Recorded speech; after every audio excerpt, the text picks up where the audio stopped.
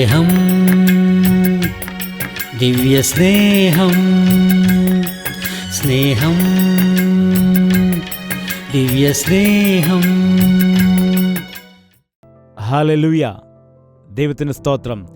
കർത്താവിൻ്റെ വചനം ധ്യാനിക്കുവാൻ മറ്റൊരു പുതിയ ദിവസം നമുക്ക് വേണ്ടി അവൻ നൽകിയനായിട്ട് അവനെ സ്തുതിക്കുന്നു. കർത്താവിന് സകല മഹത്വവും കരേറ്റുകയാണ്.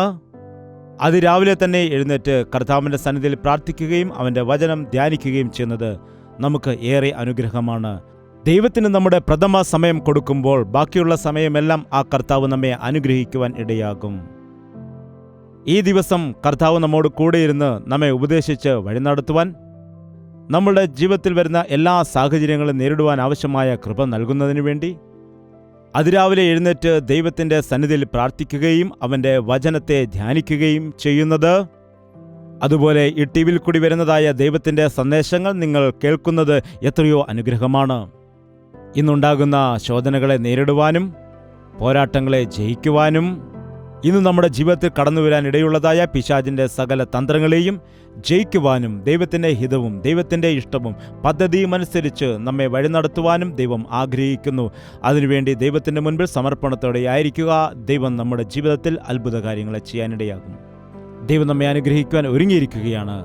പലപ്പോഴും നാം പറയാറുണ്ടല്ലോ, ഇന്ന് ഒരു കാര്യവും നടന്നില്ല, ഇന്ന് നാം ചെയ്ത കാര്യങ്ങളൊന്നും തന്നെ വിജയിക്കുവാൻ സാധിച്ചില്ല. എന്നാൽ ആദ്യത്തെ സമയം ദൈവത്തിന് നിങ്ങൾ കൊടുത്തു നോക്കൂ.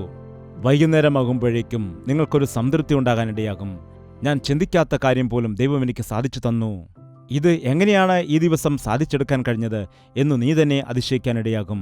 അത് ദൈവത്തിൻ്റെ അനുഗ്രഹമാണെന്ന് മനസ്സിലാക്കുമ്പോൾ കർത്താവിനെ സ്തുതിക്കുവാൻ കഴിയും. അതുകൊണ്ട് പ്രഥമ സമയം കർത്താവിന് കൊടുക്കുക. പ്രാർത്ഥനയോടുകൂടി തന്നെ ദിവസത്തെ ആരംഭിക്കുക. അവൻ്റെ വചനപ്രകാരം തന്നെ ജീവിക്കുവാൻ നിങ്ങൾ തീരുമാനമെടുക്കുക. അപ്പോൾ ദിവസം മുഴുവനും നിങ്ങൾ ചെയ്യുന്ന കാര്യത്തിൽ അനുഗ്രഹം പ്രാപിക്കും. നിങ്ങളുടെ ജീവിതം അനുഗ്രഹകരമായിട്ട് മാറുകയും ചെയ്യും. സ്നേഹം, ദിവ്യസ്നേഹം, സ്നേഹം, ദിവ്യസ്നേഹം. ന്യായാധിപന്മാർ 6:11-12 വായിക്കാം. അനന്തരം യഹോവയുടെ ഒരു ദൂതൻ വന്ന് ഒഫ്രയിൽ അബിയേസ്രിയനായ യോവാശിന്റെ കരുവേലകത്തിന് കീഴെ ഇരുന്നു. അവന്റെ മകനായ ഗിദെയോൻ കോതമ്പ് മിദ്യാന്യരുടെ കയ്യിൽ പെടാതിരിക്കേണ്ടതിന് മുന്തിരിച്ചക്കിനരികെ വെച്ച് മെതിക്കയായിരുന്നു. യഹോവയുടെ ദൂതൻ അവന് പ്രത്യക്ഷനായി, അല്ലയോ പരാക്രമശാലിയെ, യഹോവ നിന്നോട് കൂടെ ഉണ്ട് എന്ന് അവനോട് പറഞ്ഞു. അല്ലയോ പരാക്രമശാലിയെ, യഹോവ നിന്നോട് കൂടെയുണ്ട്. ശത്രുവിനെ ഭയപ്പെട്ടിട്ട്, മിദ്യാന്യരെ ഭയപ്പെട്ടിട്ട് ഇരിക്കുന്നതായ സമയത്ത് ദൈവത്തിന്റെ ദൂതൻ വന്ന് എന്താണ് പറയുന്നത്? എടാ ഭീരുവേ എന്നാണോ? ദൈവത്തെ വിട്ടുമാറിയവനെ എന്നാണോ വിളിച്ചത്? എന്താണ് പറഞ്ഞത്? അല്ലയോ പരാക്രമശാലിയെ, പരാക്രമശാലിയെ. ലോകക്കാരുടെ മുൻപിൽ അവൻ ഒരുപക്ഷെ ഭീരുവായിരിക്കാം. ചുറ്റുപാടുകൾ അല്ലെങ്കിൽ സാഹചര്യങ്ങൾ അവന്റെ ജീവിതത്തിൽ ഭയവും ഭീതിയും കൊണ്ടുവരുന്നു. കാരണം അക്കാലത്ത് മിദ്യാന്യരുടെ കയ്യിൽ അകപ്പെട്ട ഇസ്രായേൽ മക്കൾ ഒരുപാട് കഷ്ടത അനുഭവിച്ചു. ഒരു സ്വാതന്ത്ര്യവുമില്ല. അവരുടെ വയലിലെ വിളവ് വീട്ടിൽ കൊണ്ടുവരുവാൻ കഴിയുകയില്ല. അവർ മിദ്യാന്യരുടെ കയ്യിൽ അകപ്പെട്ട് ഒരുപാട് കഷ്ടത അനുഭവിക്കുന്ന സമയത്ത് ദൈവത്തിന്റെ ദൂതൻ ഗിദെയോന് പ്രത്യക്ഷനായി അരുളി ചെയ്തു, പരാക്രമശാലിയായ ഗിദെയോനേ, യഹോവയായ ദൈവം നിന്നോട് കൂടെ ഉണ്ട്. ഗിദെയോൻ ഉടനെ ചോദിക്കുകയാണ്, അയ്യോ, എന്താണ് നിങ്ങൾ പറയുന്നത്? ദൈവം ഞങ്ങളോട് കൂടെയുണ്ടെങ്കിൽ പിന്നെ എന്തുകൊണ്ടാണ് ഞങ്ങൾക്ക് ഈ കഷ്ടത? അടുത്ത വാക്യം നമുക്കൊന്ന് വായിക്കാം. ഗിദെയോൻ അവനോട്, അയ്യോ യജമാനനെ, യഹോവ നമ്മോട് കൂടെയുണ്ടെങ്കിൽ നമുക്ക് ഇതൊക്കെ ഭവിക്കുന്നത് എന്ത്? യഹോവ നമ്മെ മിസ്രയീമിൽ നിന്ന് കൊണ്ടുവന്നു എന്ന് നമ്മുടെ പിതാക്കന്മാർ നമ്മോട് അറിയിച്ചിട്ടുള്ള അവന്റെ അത്ഭുതങ്ങളൊക്കെയും എവിടെ? ദൈവം നമ്മോട് കൂടെയുണ്ടെങ്കിൽ പിന്നെ എന്തുകൊണ്ടാണ് ഈ കഷ്ടത? ദൈവം ഞങ്ങളോട് കൂടെയുണ്ടെങ്കിൽ എന്തുകൊണ്ട് ഈ ബുദ്ധിമുട്ടുകൾ? ഞങ്ങളുടെ കൂടെ ദൈവമുണ്ടെങ്കിൽ പിന്നെ എന്തുകൊണ്ട് ഈ ക്ഷാമമുണ്ടാകുന്നു? ദൈവം ഞങ്ങളോട് കൂടെയുണ്ടെങ്കിൽ പിന്നെ എന്തുകൊണ്ട് ഈ രോഗമുണ്ടായി എന്നുള്ള സംശയങ്ങൾ നിങ്ങൾക്ക് എപ്പോഴെങ്കിലും ഉണ്ടായിട്ടുണ്ടോ? വന്നിട്ടില്ലേ? അതാണോ തലകുലുക്കുന്നത്? വന്നിട്ടുണ്ടോ? ദൈവത്തിൽ വിശ്വസിച്ചിരിക്കുമ്പോൾ, ദൈവം എന്നോട് കൂടെയുണ്ടായിരിക്കുമ്പോൾ എന്തുകൊണ്ട് ഈ കഷ്ടത എനിക്കുണ്ടായി? കർത്താവിൽ വിശ്വസിച്ചത് കഷ്ടതകൾ മാറാനല്ലേ? കർത്താവിൽ ഞാൻ ആശ്രയിച്ചത് ബുദ്ധിമുട്ടുകളെല്ലാം നീങ്ങിപ്പോകാനല്ലേ? ആ കർത്താവിൽ ആശ്രയിച്ചുകൊണ്ട് അവനിൽ വിശ്വസിച്ച് ജീവിക്കുമ്പോൾ ഞങ്ങൾക്ക് എന്തുകൊണ്ടാണ് ഈ കഷ്ടതയും ഈ പരിഹാസവും നിന്ദയും ബുദ്ധിമുട്ടുകളും ഒക്കെ ഉണ്ടാകുന്നത്? യഥാർത്ഥമായിട്ടും കർത്താവ് ഞങ്ങളോട് കൂടെ ഉണ്ടോ, അതോ ഞങ്ങളെ ഉപേക്ഷിച്ചു കളഞ്ഞ എന്നുള്ളതായ സംശയം ഓരോരോ സന്ദർഭത്തിൽ നമ്മുടെ ജീവിതത്തിൽ ഉണ്ടാകുന്നതാണ്.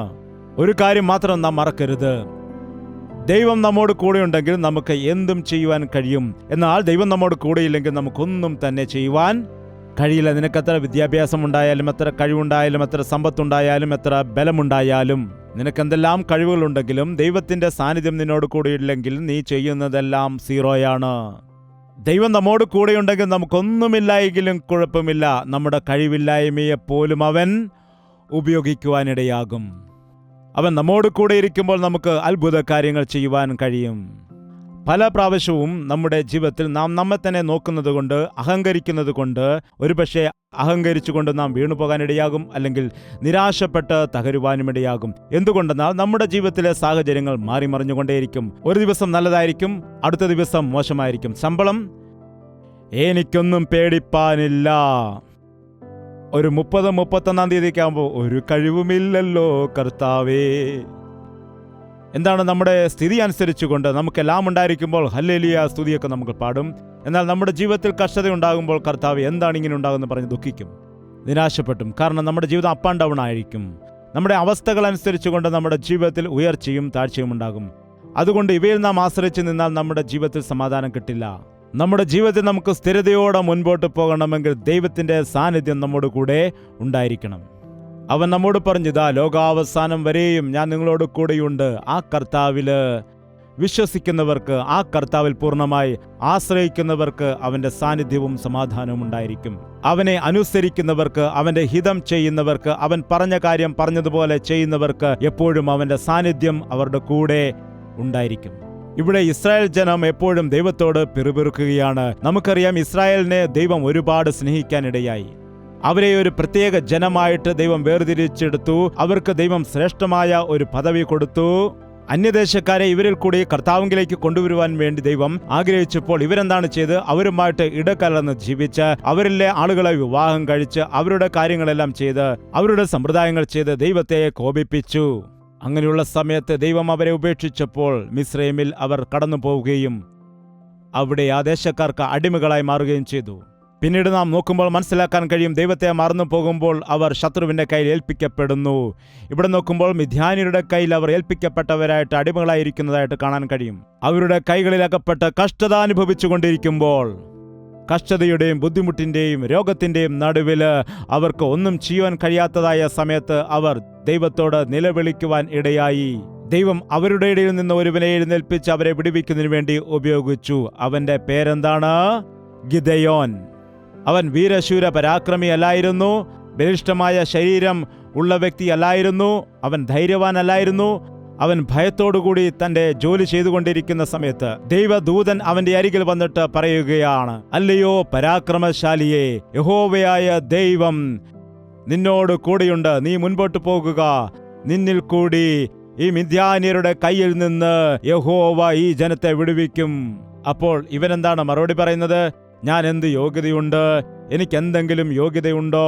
ഞാൻ വളരെ അല്പനായ ഒരു വ്യക്തിയല്ലേ, എനിക്കൊരു കഴിവുമില്ല, എനിക്ക് കഴിയുകയില്ല എന്ന് പറയുന്നവരോട് ദൈവം എന്താണ്? കസേരയിട്ട് മാറിയിരിക്കാനാണോ പറയുന്നത്? അയ്യോ, എനിക്ക് കഴിവില്ല, ഞാൻ നിന്റെ കൂടെ ഉണ്ടെന്നാണ് പറയുന്നത്. എന്താണ്? ദൈവത്തിന്റെ വിചാരങ്ങൾ വളരെ വ്യത്യസ്തമാണ്.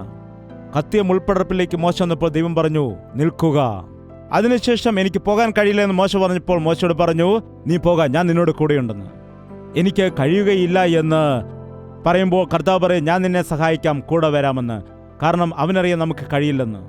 അവന്റെ ബലം നമുക്ക് ലഭിക്കണമെങ്കിൽ, ഒരു ഗ്ലാസിനെ നിറയ്ക്കണമെന്നുണ്ടെങ്കിൽ എന്താണ് ചെയ്യേണ്ടത്? ആദ്യം അത് കാലിയാക്കണം. ഒരു ഗ്ലാസ് നിറയ്ക്കണമെങ്കിൽ ആദ്യം ആ ഗ്ലാസ് നാം എന്ത് ചെയ്യണം? ശൂന്യമാക്കണം.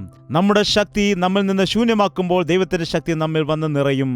അതുകൊണ്ട് എപ്പോഴാണോ നീ നിന്നെക്കൊണ്ട് കഴിയുകയില്ല എന്ന് പറയുന്നത്, ദൈവസന്നിധിയിൽ ഏൽപ്പിച്ചു കൊടുക്കുന്നത്, അപ്പോൾ നീ അവന്റെ പണിക്ക് യോഗ്യനാണ്.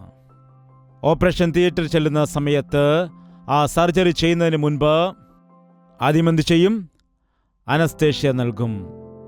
അങ്ങനെ നൽകുന്ന സമയം എനിക്ക് പലപ്പോഴും ആ അനുഭവം ഉള്ളതാണ്. ഡോക്ടർ നമ്മെ 2-3 തവണ ഇങ്ങനെ തട്ടി നോക്കും. ഹലോ ജയ്പോൾ, എന്ന് വെക്കുമ്പോൾ വീണ്ടും തട്ടി നോക്കും. ജയ്പോൾ, നമ്മളുടെ ബോധം പോയെന്ന് ഉറപ്പായെങ്കിൽ മാത്രമേ തുടങ്ങിയുള്ളൂ. അല്ലാതെ നാം സുബോധത്തോടെ ആയിരിക്കുമ്പോൾ കത്തിയെടുത്തിട്ട് നമ്മെ ഓപ്പറേഷൻ ചെയ്യാൻ ശ്രമിക്കുമോ? ചെയ്താൽ എന്തു പറ്റും? നാം ചാടി എഴുന്നേറ്റിട്ട് ഓടാനിടയാകും. ആ ഡോക്ടറിന് നമ്മുടെ മേലെന്തെങ്കിലും ഒരു കാര്യം ചെയ്യണമെങ്കിൽ നാം പൂർണ്ണമായി വിധേയപ്പെടണം. അതുപോലെ തന്നെ ദൈവത്തിന് നമ്മൾ എന്തെങ്കിലും ചെയ്യണമെങ്കിൽ നാം പൂർണ്ണമായും ദൈവത്തിന് ഏൽപ്പിച്ചു കൊടുക്കണം. ഞാൻ തന്നെ ചെയ്തു കൊള്ളാമെന്ന് നീ നനയ്ക്കുന്ന സമയത്ത് ദൈവത്തിന് നിന്നിൽ ഒന്നും പ്രവർത്തിക്കുവാൻ കഴിയുകയില്ല. പലപ്പോഴും നാം സ്വയമെന്ന് വിചാരിക്കാറുണ്ട്, എന്നാൽ ചെയ്യുന്നത് ആരാണ്? കർത്താവാണ്.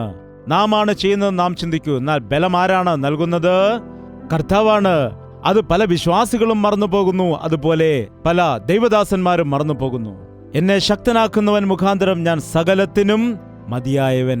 എന്നെ കൊണ്ട് എനിക്ക് ചെയ്യാൻ കഴിയില്ല, എന്നെ ശക്തനാക്കുന്നവൻ മുഖാന്തരം എനിക്ക് ചെയ്യുവാൻ കഴിയും. ഈ പോസിറ്റീവ് തിങ്കിങ് ആണ് ഇന്നുള്ള ക്രിസ്ത്യാനികൾക്ക് ഏറ്റവും അത്യാവശ്യം വേണ്ടത്. നീ ദൈവത്തിന്റെ വേല ചെയ്യുമോ? എനിക്കെന്ത് ചെയ്യുവാൻ കഴിയും? നീ രക്ഷിക്കപ്പെടുമോ? എനിക്കെങ്ങനെ രക്ഷിക്കപ്പെടാൻ കഴിയും? എന്നോട് ഇനി ദൈവം ക്ഷമിക്കുമോ? എൻ്റെ ജീവിതം ഇങ്ങനെയൊക്കെ പോകുകയുള്ളൂ. എന്താണ്? എനിക്കിനി ഒന്നും ചെയ്യുവാൻ കഴിയത്തില്ല, എൻ്റെ ജീവിതത്തിൽ എല്ലാം നിരാശയാകുന്നു എന്ന് ചിന്തിച്ചുകൊണ്ടിരിക്കുന്നതായ അനേകം ആളുകളെയാണ് ഈ കാലത്ത് നാം കണ്ടുകൊണ്ടിരിക്കുന്നത്. എനിക്ക് വെറുതെ പ്രസംഗിക്കുന്നതല്ല എനിക്കിഷ്ടം, എനിക്ക് ജനത്തിൻ്റെ ഹൃദയത്തെ അറിയുവാനാണ് ആശ. ഞാൻ അവർക്ക് വേണ്ടി പ്രത്യേകം പ്രാർത്ഥിക്കാറുണ്ട്. ഒരു വ്യക്തിക്ക് വേണ്ടി നാം പ്രാർത്ഥിക്കുന്നതിന് മുൻപ് ആ വ്യക്തിയുടെ അവസ്ഥ നാം മനസ്സിലാക്കേണ്ടത് ആണ്. അങ്ങനെ മനസ്സിലാക്കുന്ന സമയത്ത് അവരുടെ ആവശ്യങ്ങളെ, അവസ്ഥകളെ മനസ്സിലാക്കാൻ കഴിയും. ഏതെല്ലാം അവസ്ഥകളിലാണ് അവർ ഭാരപ്പെട്ടിരിക്കുന്നത്, എന്താണ് അവരുടെ യഥാർത്ഥമായ സാഹചര്യം, അവരുടെ ജീവിതത്തിലെ വേദന എന്താകുന്നു. കഴിഞ്ഞ ദിവസം ഒരു സഹോദരി ഫോൺ ചെയ്തിട്ട് പറയുകയാണ്, ആ സഹോദരിക്ക് ഏതെങ്കിലും ഒരു ശബ്ദം കേട്ടാലേ ഭയമാണ്, ആരെങ്കിലും വാതിലിൽ മുട്ടിയാൽ ഭയമാണ്, രാത്രിയായാൽ ഭയമാണ്. എന്തുകൊണ്ടാണ് ഇങ്ങനെ ഭയം ഉണ്ടാകുന്നത് എന്ന് അവർക്ക് തന്നെ മനസ്സിലാകുന്നില്ല. ആരെങ്കിലും ഉറച്ച് സംസാരിച്ചാൽ പോലും ഹൃദയം പടപടാന്നിടിക്കും. ഏതോ ഒരു ഭീരുത്വത്തിന്റെ ആത്മാവ് അവളെ പിന്തുടരുന്നുണ്ട് എന്ന് പറഞ്ഞു. കിടന്ന് ഉറങ്ങുവാൻ കഴിയുന്നില്ല, സമാധാനത്തോടെ ആയിരിക്കാൻ കഴിയില്ല. നോക്കുക, ഡിപ്രഷനിലേക്ക് അനേകം ആളുകൾ ഡിപ്രഷനിലേക്ക് ഇറങ്ങിപ്പോകുന്നത് കണ്ടിട്ടുണ്ട്. നിന്റെ ജീവിതത്തിൽ ഉണ്ടായതായ നിരാശയെക്കുറിച്ച് നീ ആലോചിച്ചു കൊണ്ടേയിരിക്കുകയാണെങ്കിൽ എന്താണ് സംഭവിക്കുന്നത്? എന്തുപറ്റും? നീ തളർന്നു പോകും. നിനക്ക് ദൈവം നൽകിയ അനുഗ്രഹങ്ങളെ ഓർക്കുക, നിന്റെ ബലഹീനതകളെ നീ ഓർക്കരുത്. യേശുക്രിസ്തു നിന്റെ ബലഹീനതയെല്ലാം നിന്റെ ബലമായിട്ട് മാറ്റുന്നവനാണ്. അതുകൊണ്ടാണ് പറഞ്ഞത്, പരാക്രമശാലിയായ ഗിദെയോനെ, ഞാൻ നിന്നെ അയക്കാമെന്ന് പറയുമ്പോൾ എനിക്ക് കഴിയുകയില്ല, എനിക്ക് ശക്തിയില്ല, എനിക്ക് ബലമില്ല, എനിക്ക് ഭയമാണ്, എനിക്ക് സംസാരിക്കാൻ കഴിവില്ല. കഴിഞ്ഞ ദിവസം ആരോ എന്നോട് ചോദിക്കുവാനിടയായി, അങ്ങ് തെലുഗിൽ നല്ല ഭാഷാ പാണ്ഡിത്യം നേടി നല്ല ഡിഗ്രിയൊക്കെ എടുത്തു എന്ന് കേൾക്കുന്നു, അങ്ങ് ഏത് ഡിഗ്രിയാണ് എടുത്തതെന്ന് ചോദിച്ചു. ഞാൻ 10ാം ക്ലാസ് വരെ മാത്രമാണ് തെലുഗു സബ്ജക്റ്റ് പഠിച്ചത്. പിന്നീട് ഞാൻ നിന്നതൊക്കെ ചെന്നൈയിലാണ്. ചെന്നൈയിൽ വന്നിട്ട് തെലുഗു ഞാൻ വളരെ യൂസ് ചെയ്യാനുള്ള സാഹചര്യം ഇല്ലായിരുന്നു. പിന്നെ എന്തുകൊണ്ട് ഇങ്ങനെ വ്യക്തമായിട്ട് തെലുഗു സംസാരിക്കുന്നു എന്ന് ചോദിക്കുകയാണെങ്കിൽ എനിക്ക് ഒരേ ഒരു മറുപടി മാത്രമേ ഉള്ളൂ. ആ ദൈവം എന്നെ തൊടുവാനിടയായി, അവൻ്റെ ജ്ഞാനം എനിക്ക് നൽകാനിടയായി, അപ്പോൾ ഞാൻ സംസാരിക്കുന്നു. അവൻ്റെ വചനം ഞാൻ വായിക്കുന്നു, ശുദ്ധമായ തെലുഗു ഭാഷയിൽ തന്നെ വായിക്കുന്നു. അങ്ങനെ എനിക്ക് ആവശ്യമായ ഭാഷാജ്ഞാനം ബൈബിളിൽ കൂടി തന്നെ ലഭിക്കുന്നു. ഈ ലോകത്തിൽ ഏറ്റവും നല്ല ബുക്ക് ഏതാണെന്ന് ചോദിച്ചാൽ അത് വേദപുസ്തകമാണെന്ന് പറയാം. ബൈബിൾ വായിക്കുക. ഈ ലോകത്തുള്ള ക്രിസ്ത്യാനികൾ ബൈബിൾ വായിക്കുന്നത് ഇന്ന് കുറവാണ്. അതുകൊണ്ടാണ് ഭാഷാ പാണ്ഡിത്യമില്ലാത്തത്, ജ്ഞാനം നിങ്ങൾക്ക് ലഭിക്കാതിരിക്കുന്നത്. നിങ്ങളുടെ വിശ്വാസം വളരുന്നില്ല. എന്തുകൊണ്ടാണ്? വചനം വായിക്കുന്നതിൽ കൂടിയാണ് നമ്മുടെ വിശ്വാസം വളരുന്നത്. കഴിവില്ലാതിരിക്കുന്ന ഒരു വ്യക്തി ദൈവത്തിൻ്റെ ആത്മാവിനാൽ നിറയുമ്പോൾ, ദൈവത്തിൻ്റെ വചനത്താൽ നിറയുമ്പോൾ, ദൈവത്തിൻ്റെ ശക്തിയിൽ കൂടി അവനിൽ അത്ഭുതകരമായ കാര്യങ്ങൾ നടക്കാനിടയാകും. നീ പുറപ്പെടുക, ഞാൻ നിന്റെ കൂടെയുണ്ട് എന്ന് ദൈവം പറഞ്ഞപ്പോൾ, അപ്പോൾ യഹോവ അവനെ നോക്കി, നിന്റെ ഈ ബലത്തോടെ പോക, നീ ഇസ്രായേലിയരെ മിദ്യാന്യരുടെ കയ്യിൽ നിന്ന് രക്ഷിക്കും, ഞാനല്ലോ നിന്നെ അയക്കുന്നത് എന്ന് പറഞ്ഞു. നീ പോക, ഈ ബലത്തോടെ പോക. നിങ്ങളിൽ ആർക്കും ബലമില്ലെന്നാണോ? നിങ്ങൾക്ക് ബലമില്ലെങ്കിൽ ബലം പ്രാപിക്കുക എന്ന് പറയില്ലേ? ബലം പ്രാപിക്കുക. അടുത്തിരിക്കുന്നവരോട് ഈ കാര്യം പറയുക. ഈ ബലത്തോടെ പോക.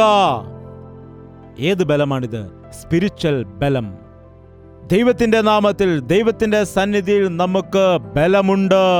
എന്നെ ശക്തനാക്കുന്നവൻ മുഖാന്തരം ഞാൻ സകലത്തിലും മതിയായവനെന്ന് പൗലോസിന്റെ ജീവിതത്തിൽ മാത്രമല്ല, നിന്റെയും എന്റെയും ജീവിതത്തിൽ അത് നടക്കണമെന്ന് കർത്താവ് ആഗ്രഹിക്കുന്നു.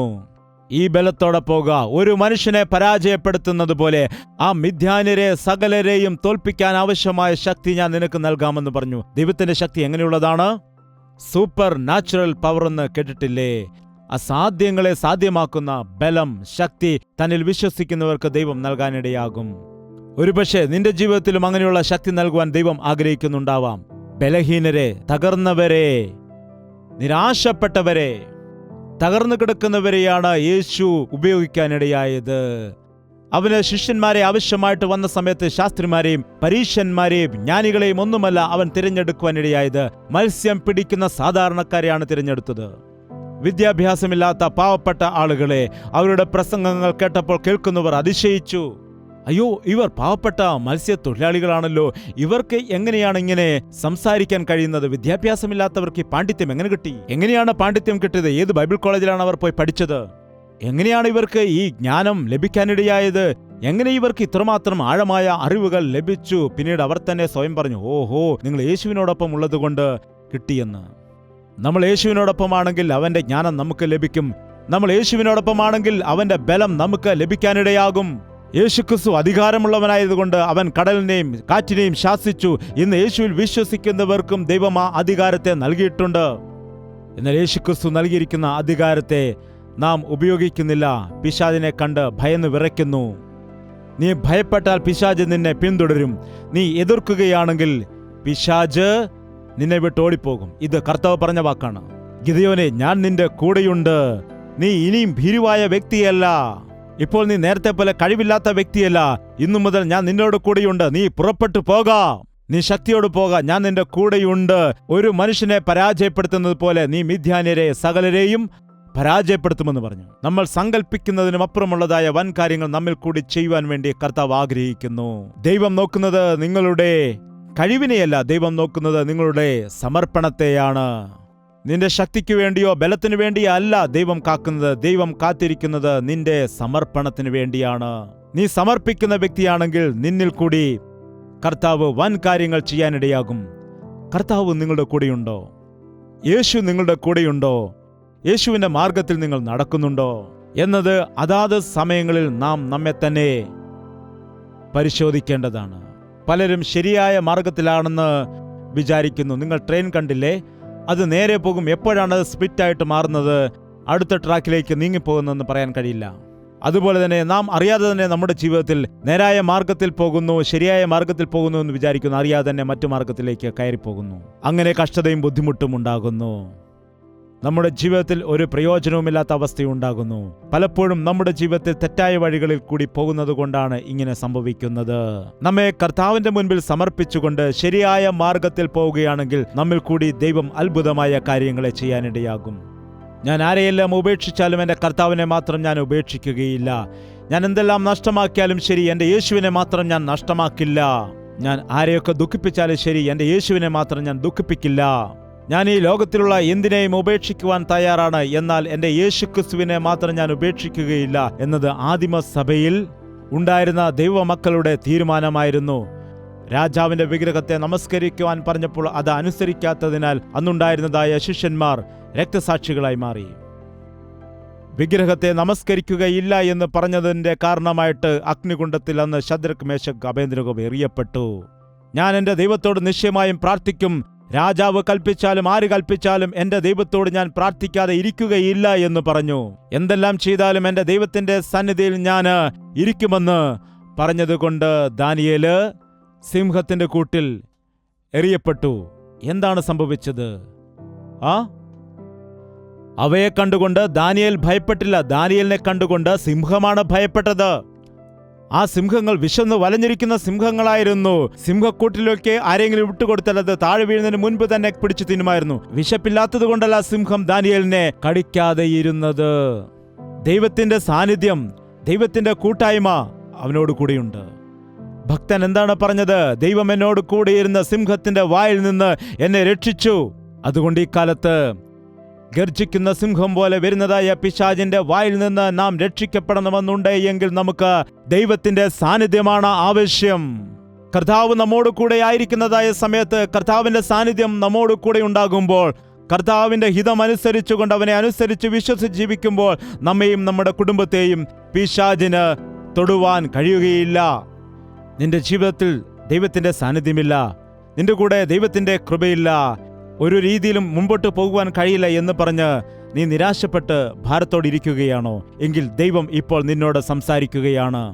അവൻ പറയുന്നു, ഞാൻ നിന്നോട് കൂടെയുണ്ട്, ഞാൻ നിന്റെ പക്ഷത്തു നിന്ന് നിനക്ക് വേണ്ടി യുദ്ധം ചെയ്യും, നിന്റെ പക്ഷത്തു നിന്ന് നിനക്ക് വേണ്ടി ഞാൻ വാദിക്കും, നിന്റെ പക്ഷത്തു നിന്ന് നിന്നെ സഹായിക്കും, നിന്റെ പക്ഷത്തു നിന്നുകൊണ്ട് ഒരു കുറവും കൂടാതെ നിന്റെ സകല ആവശ്യങ്ങളും നിറവേറ്റും എന്ന വാഗ്ദത്തം ദൈവം നൽകുന്നു. നീ വിശ്വസിക്കുന്നുണ്ടോ? നിന്റെ ജീവിതത്തിൽ നിനക്ക് ജയിക്കുവാൻ കഴിയാത്ത ശത്രുക്കൾ ആരൊക്കെയാണ്? നമ്മുടെ ജീവിതത്തിൽ മിദ്യാന്യരും മോവാബ്യരും ഒന്നുമല്ല നമ്മുടെ ശത്രുക്കൾ, മിസ്രൈമ്യരും എദോമ്യരും ഒന്നുമല്ല. നമുക്ക് ഒരു വിഷയത്തെ ഉപേക്ഷിക്കുവാൻ കഴിയുന്നില്ല എങ്കിൽ, അത് ദൈവത്തിന്റെ ഹിതമല്ല എന്നറിഞ്ഞിട്ട് വിട്ടുകളയാൻ കഴിയുന്നില്ലെങ്കിൽ, അതാണ് നമ്മിൽ വാഴുന്ന നമ്മുടെ ശത്രു. അത് നിന്റെ ഫോണായിരിക്കാം, ഇന്റർനെറ്റ് ആയിരിക്കാം, നിന്റെ കോപമായിരിക്കാം, നിന്റെ സ്മോക്കിംഗ് ആയിരിക്കാം, ഡ്രിങ്കിങ് ആയിരിക്കാം, അസൂയയായിരിക്കാം, ദുർമാർഗമായിരിക്കാം, അസത്യമായിരിക്കാം, നിന്റെ ദേഷ്യം ആയിരിക്കാം. ചില ആളുകൾക്ക് ദേഷ്യത്തെ നിയന്ത്രിക്കുവാൻ കഴിയില്ല. എന്തു കാര്യം പറഞ്ഞാലും എവിടെയും ഇല്ലാത്തതായ മുൻകോപം, ദേഷ്യമുണ്ടാകാനിടയാകും. അതിൽ കൂടി അനേകം നഷ്ടങ്ങളും ഉണ്ടാകാറുണ്ട്. കോപം കളഞ്ഞ് ക്രോധം ഉപേക്ഷിക്ക എന്ന് ദൈവത്തിന്റെ വചനം പറയും. ചിലർ പറയുന്നു കോപത്തെ നിയന്ത്രിക്കുവാൻ കഴിയുന്നില്ല, സംസാരിക്കുമ്പോൾ നിയന്ത്രിക്കുവാൻ കഴിയുന്നില്ല എന്ന് പറയുന്നവരുണ്ട്. എന്തുകൊണ്ടാണെന്ന് എനിക്കറിയത്തില്ല. ആ സ്വഭാവം എനിക്ക് ഉപേക്ഷിക്കുവാൻ കഴിയുന്നില്ല എങ്കിൽ ഇന്ന് അതാണ് നിന്റെ ശത്രു, അതാണ് നിന്നെ ജയിച്ചുകൊണ്ട് ഇരിക്കുന്നത്. അതിനെ ജയിക്കാൻ ആവശ്യമായ ശക്തി ദൈവം നിനക്ക് നൽകാനിടയാകും. നീ കത്തിയെടുത്തുകൊണ്ട് പോയി ആരെയും കുത്തിക്കൊല്ലേണ്ട കാര്യമില്ല. നിന്റെ ഹൃദയത്തിലാണ് ശത്രു നിവസിക്കുന്നത്. ദാവീദ് പറയുന്നു, എന്റെ ഹൃദയത്തിലുള്ളതായ ശത്രുക്കളെ അനുദിനവും ഞാൻ സംഹരിക്കുമെന്ന്. അതിരാവിലെ ഞാൻ എഴുന്നേറ്റാൽ ഉടൻ തന്നെ എന്റെ ഹൃദയത്തെ ഞാൻ ശുദ്ധീകരിക്കുമെന്ന്. അതിരാവിലെ എഴുന്നേറ്റ് എന്റെ ഹൃദയത്തിലുള്ള എല്ലാ കുറവുകളെയും മാറ്റി ശുദ്ധീകരിച്ച് ദൈവസന്നിധിയിൽ വിശുദ്ധിയോടുകൂടി തന്നെ ജീവിക്കുമെന്ന് അവൻ പറയുന്നു. അങ്ങനെയുള്ള അനുഭവത്തോടുകൂടി ജീവിക്കുന്നതാണ് യഥാർത്ഥമായ ക്രിസ്തീയ ജീവിതം. ജയ ജീവിതമില്ലാത്തതായ ക്രിസ്ത്യാനിയല്ല. എല്ലാറ്റിലും വീണു പോകുന്നതായ ക്രിസ്ത്യാനിയല്ല. ദൈവത്തിന് മാത്രം കീഴ്പ്പെട്ടുകൊണ്ട് അവന്റെ ഹിതപ്രകാരം ജീവിക്കുമ്പോൾ നിന്നെ തകർക്കാൻ വീഴുന്ന ശത്രുവിനെ നിനക്ക് ജയിക്കുവാൻ കഴിയും എന്ന വാസ്തവത്തെ നമ്മൾ ഓർക്കണം. അങ്ങനെയെങ്കിൽ നിന്റെ ജീവിതത്തിൽ നീ നിരാശപ്പെടുകയും വീണുപോവുകയും പരാജയപ്പെടുകയും ചെയ്യുന്ന സന്ദർഭം ഉണ്ടാവുകയില്ല. പരാക്രമശാലിയായ ഗിദെയോനെ, എഴുന്നേൽക്കുക, പുറപ്പെടുക, ഞാൻ നിന്റെ കൂടെയുണ്ട് എന്ന് പറഞ്ഞു. ദൈവം അവനോടൊരു വാക്ക് പറയുവാനിടയായി. എന്താണ്? ഞാൻ നിന്നോട് കൂടെയിരിക്കും. എനിക്ക് ബലമില്ല കർത്താവേ, ഞാൻ നിന്നോട് കൂടെയുണ്ട്.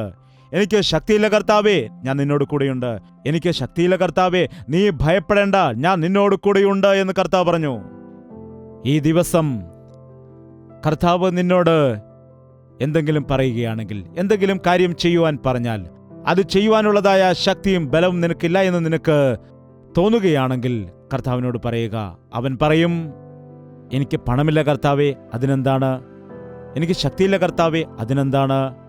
ഞാൻ നിന്നോട് കൂടെയിരിക്കുന്നത് കൊണ്ട് ഞാൻ നിനക്ക് ശക്തി നൽകും, നിനക്ക് ആവശ്യമായ ബലം നൽകും, നിനക്ക് കഴിവ് നൽകും. ഞാൻ നിന്നോട് കൂടെയിരുന്ന് നിന്നെ ബലപ്പെടുത്തും എന്ന് കർത്താവ് നമ്മോട് പറയാനിടയാകും. രക്ഷിക്കപ്പെട്ടതായ നീ ദൈവത്തിന്റെ ഹിതം മനസ്സിലാക്കി ആ ഹിതം ചെയ്യാനിടയാകണം.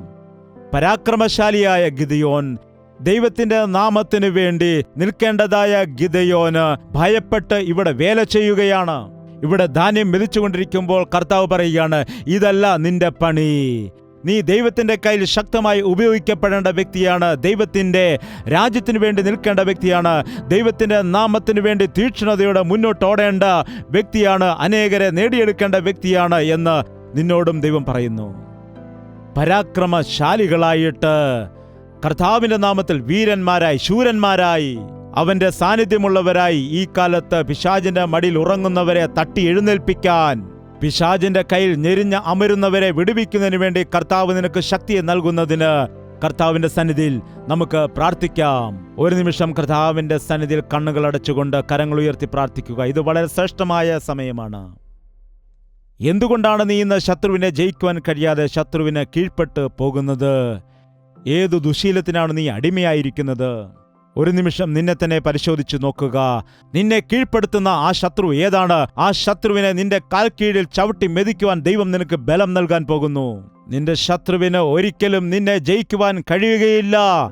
ജയം നിന്റെ മേലാണുള്ളത്. ആ ബലം നിനക്ക് അനുഭവിക്കുവാൻ കഴിയുന്നുണ്ടോ?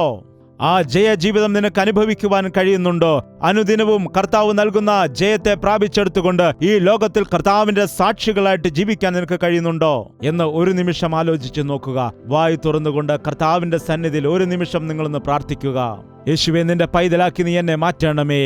എനിക്ക് കഴിവില്ല എന്ന് ഞാൻ പറയുന്നുവെന്നാൽ നിന്റെ കയ്യാൽ എന്നെ ബലപ്പെടുത്തണമേ. നീ എന്റെ കൂടെ ഇരുന്നാൽ മാത്രം മതി കർത്താവേ. നിന്റെ സാന്നിധ്യം എന്റെ കൂടെ ഉണ്ടായാൽ മതി. നിന്നെ ദുഃഖിപ്പിക്കുന്ന വിഷയങ്ങളെ ഞാൻ ഉപേക്ഷിക്കാൻ തയ്യാറാണ്. നിന്റെ ഹിതം പോലെ ജീവിക്കുവാൻ ഞാൻ തയ്യാറാണ്. ഈ സമയം നിന്റെ രക്തത്താൽ എന്നെ കഴുകുമാറാകണമേ. ഞങ്ങളുടെ കുടുംബത്തിൽ സമാധാനം വേണം കർത്താവേ. ഞങ്ങളുടെ കുടുംബങ്ങളിൽ വലിയ വിടുതൽ ആവശ്യമാണ് കർത്താവേ. ഞങ്ങളുടെ കുടുംബങ്ങളിൽ ഉള്ളതായ മരണത്തെ മാറ്റണമേ. ഞങ്ങളുടെ കുടുംബങ്ങളിലേക്ക് ജീവൻ വരണമേ. വീണുകിടക്കുകയാണ് കർത്താവേ. നാശത്തിലും പരാജയത്തിലും ആയിരിക്കുന്നതായ ഞങ്ങളെ എഴുന്നേൽപ്പിക്കണമേ. എത്രയോ ആളുകൾ നിരാശയാൽ ഭാരത്താൽ വീണുകിടക്കുന്നു. അവരെയെല്ലാം നിന്റെ കൃപയാൽ ശക്തിയാൽ എഴുന്നേൽപ്പിക്കുവാനുള്ള കൃപ ഞങ്ങൾക്കെല്ലാവർക്കും നൽകണമേ.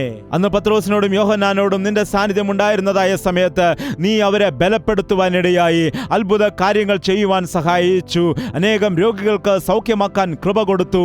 ആ ദൈവം തന്നെയാണല്ലോ ഞങ്ങളുടെ ദൈവവും. നീ എന്നും നിത്യനായിരിക്കുന്ന ദൈവമാണല്ലോ. നിന്റെ കൃപയാൽ ഈ ദിവസം ഞങ്ങളുടെ ജീവിതത്തിൽ വൻ കാര്യങ്ങൾ ചെയ്യുവാൻ സഹായിക്കണമേ. ആരൊക്കെയാണോ ഈ പ്രാർത്ഥനയിൽ നിരാശയോടെ ആയിരിക്കുന്നത്, എന്റെ ജീവിതത്തിൽ ഒരു പ്രതീക്ഷയ്ക്കും വകയില്ല എന്ന് പറഞ്ഞ് നിരാശപ്പെടുന്നത്, എന്റെ ജീവിതം തകർന്നു പോയിരിക്കുന്നു, മുൻപോട്ട് പോകുവാൻ കഴിയില്ല എന്ന് ഭാരപ്പെടുന്നതായ വ്യക്തികൾക്ക് നീ കൊടുത്ത വാഗ്ദത്തം, പരാക്രമശാലിയായ ഗിദെയോനെ, എഴുന്നേൽക്കുക, ഈ ബലത്തോടെ പോക. ഈ ദിവസം ആ വാഗ്ദത്തം ഇവർ വിശ്വസിച്ചുകൊണ്ട് ഞാൻ കർത്താവിന് വേണ്ടി നിൽക്കും, ഞാൻ എഴുന്നേൽക്കും എന്ന തീരുമാനത്തോടു കൂടി ഇവിടെ നിന്ന് കടന്നു പോകാൻ സഹായിക്കണമേ. ആരൊക്കെയാണോ അങ്ങനെയുള്ള തീരുമാനമെടുത്തുകൊണ്ട് അവരായിരിക്കുന്ന ഇടങ്ങളിൽ എഴുന്നേറ്റ് നിന്ന് കർത്താവേ നിന്റെ കരം എന്നെ പിടിക്കണമെന്ന് പ്രാർത്ഥിക്കുന്നത്, നിന്റെ കരത്താൽ നീ എന്നെ താങ്ങണമേ, നിന്റെ ബലത്താൽ നീ എന്നെ നിറയ്ക്കുമാറാകണമേ, നിന്റെ ഒരു ആയുധമായി എന്നെ ഉപയോഗിക്കണമേ എന്ന് കർത്താവെ പ്രാർത്ഥിക്കുന്ന വ്യക്തികളെ, ദൈവത്തിന്റെ സന്നിധിയിൽ സമർപ്പണത്തോടുകൂടി നിൽക്കുന്നതായ വ്യക്തികളെ കർത്താവേ നിന്റെ കൃപയാൽ നിന്റെ ശക്തിയാൽ ഈ നിമിഷം നിറയ്ക്കുമാറാകണമേ. അവരുടെ ജീവിതത്തിൽ വൻ കാര്യങ്ങൾ ചെയ്യാൻ ആവശ്യമായ കൃപയും ബലവും നീ പകരുമാറാകണമേ. അവരുടെ ജീവിതത്തിൽ പരാജയം കൊണ്ടുവരുന്ന ശത്രുവിന്റെ തന്ത്രങ്ങളെ നസ്രേന യേശുവിന്റെ നാമത്തിൽ ശാസിക്കുകയാണ്. അവരുടെ കുടുംബങ്ങളിൽ അത്ഭുതങ്ങൾ ചെയ്യണമേ. പിശാചിന് ഞങ്ങളുടെ മേൽ ഒരു അധികാരവുമില്ല. യേശുവാണ് ഞങ്ങളുടെ കൂടെയുള്ളത്. ഞങ്ങൾ നിന്നിലേക്ക് സമർപ്പണത്തോടെ ആയിരിക്കുന്നു. നിന്റെ കൃപ ഞങ്ങളുടെ മേൽ നീ പകരുമാറാകണം. നിന്റെ സംരക്ഷണം ഞങ്ങൾക്ക് നീ നൽകണമേ. നിന്റെ അനുഗ്രഹത്താൽ നിന്റെ മക്കളെ നിറയ്ക്കുമാറാകണമേ. ഈ സമയത്ത് ഈ പ്രാർത്ഥനയിൽ കൂടി വന്നിരിക്കുന്നതായ ഒരു വ്യക്തി പോലും നഷ്ടപ്പെട്ടു പോകുവാൻ ഇടയാകാതെ ദൈവത്തിന്റെ വൻ കാര്യങ്ങൾ അവരുടെ ജീവിതത്തിൽ നടക്കുവാൻ തക്കവണ്ണം ദൈവത്തിന്റെ മഹാകൃപയെ നിറയ്ക്കണമേ. നിന്റെ ഹിതം അവർക്ക് പറഞ്ഞു കൊടുക്കണമേ.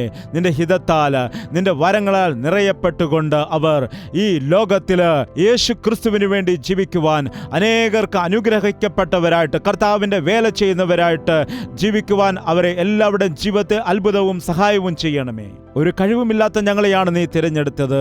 ഞങ്ങളുടെ ജീവിതത്തിൽ ശ്രേഷ്ഠമായി എണ്ണുവാൻ ഒന്നുമില്ല എന്നുള്ളതായ സത്യത്തെ മനസ്സിലാക്കാൻ ഞങ്ങളെ സഹായിക്കണമേ. ഇതാ എന്നെ തന്നെ നിന്റെ കരങ്ങളിൽ സമർപ്പിക്കുന്നു എന്ന് പ്രാർത്ഥിച്ചുകൊണ്ട് ഏത് വ്യക്തിയാണോ നിന്നിലേക്ക് സമർപ്പിക്കുന്നത്, ഏത് യൗവനക്കാരനാണോ സമർപ്പിക്കുന്നത്, ഏത് മാതാവാണോ ഏത് പിതാവാണോ നിന്നിലേക്ക് സമർപ്പിക്കുന്നത്, നീ അവരോട് കൂടെയിരുന്ന് അവരെ ബലപ്പെടുത്തി നിന്റെ നാമത്തിന് മഹത്വകരമായ വൻ കാര്യങ്ങൾ അവരുടെ ജീവിതത്തിൽ ചെയ്യുമാറാകണമെന്ന് നിന്റെ നിത്യ സാന്നിധ്യത്താലും പരിശുദ്ധാത്മാവിന്റെ ശക്തിയാലും ഞങ്ങളെ അയക്കുമാറാകണമെന്ന് യേശു ക്രിസ്തുവിന്റെ നാമത്തിൽ അപേക്ഷിക്കുന്നു പിതാവേ. സ്നേഹം, ദിവ്യ സ്നേഹം, സ്നേഹം, ദിവ്യ സ്നേഹം.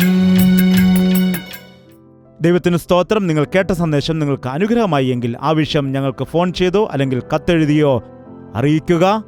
നിങ്ങളുടെ പ്രാർത്ഥന ആവശ്യങ്ങളും SMS-ൽ കൂടിയോ ഫോൺ ചെയ്തോ അല്ലെങ്കിൽ കത്തെഴുതിയോ ഞങ്ങളെ അറിയിക്കാൻ ശ്രമിക്കുക.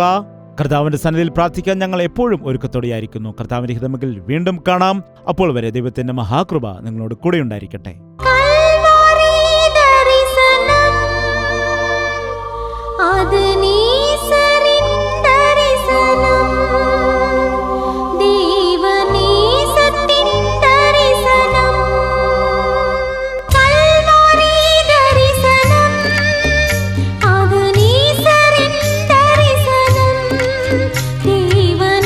സത്യം യേശുവേ യേശുവേ യേശുവേ യേശുവേ യേശുവേ യേശുവേ യേശുവേ യേശുവേ നിന്നെ നിന്നെ എന്നും ഞാൻ സേവിക്കും നീ മാത്രം രാജാവെന്നും നിന്നെ നിന്നെ എന്നും ഞാൻ സേവിക്കും നീ മാത്രം രാജാവെന്നും യേശുവേ യേശുവേ യേശുവേ യേശുവേ യേശുവേ യേശുവേ യേശുവേ യേശുവേ യേശുവേ യേശുവേ യേശുവേ യേശുവേ യേശുവേ യേശുവേ